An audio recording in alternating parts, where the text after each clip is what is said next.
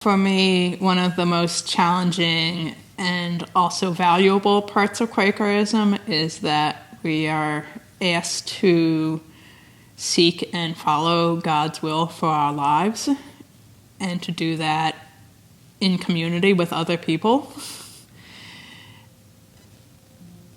And my experience has been, when I try to do that, I'm a better and happier person. And being a Quaker gives me a community of folks to do that with.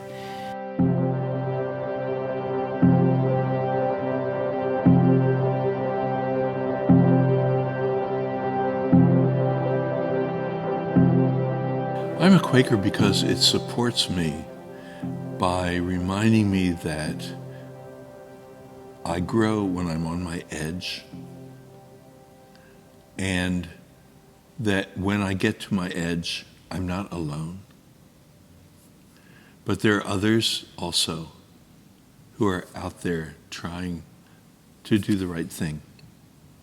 And I'm also not alone, because it's actually Jesus who's leading me to that edge.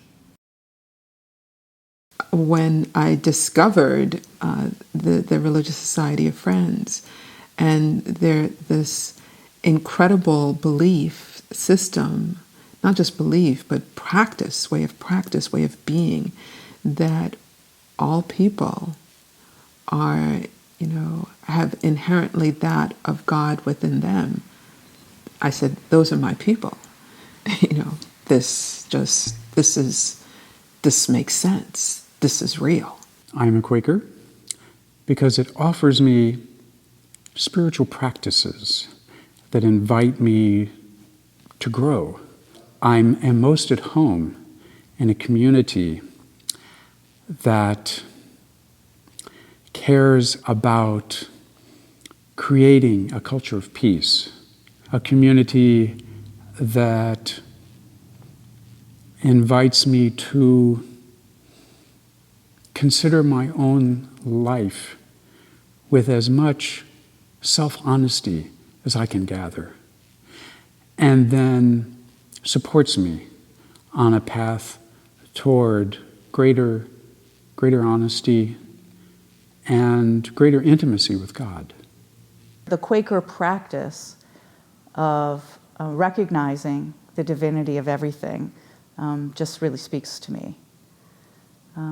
It also troubles me. It also challenges me. And it provides a community in which to test that belief that there is God in everyone. Being a Quaker feels like both a choice and a yes to a calling. And so I guess they're the choices. Do you say yes or not? The phrase that I think comes most readily to mind today, which might be different another day, is of being humble learners in the school of Christ. And I love that phrase because it has such a sense of in it together, and that there's no way I am expected to or need to know it all or pretend that I do, but that it's collective and it's us together and Christ, the light, the seed, as our teacher and friend. It means being faithful. It means being a community. This is the community that embraced me when I was on fire for Jesus. This is the community that embraced me when I was going through some really dark times with personal struggles. This is a community that married me and my late partner. This is a community that buried my late partner. This is a community that's taught me how to be tolerant, taught me how to accept, taught me how to see the other side. That's why I'm a Quaker. I have not gotten that anywhere else.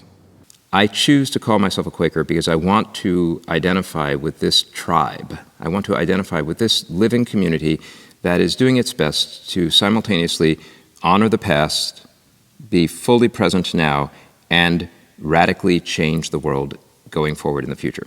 And that's a community that I feel good to be part of, and it's hard work. I love the community of people trying sincerely to be our best.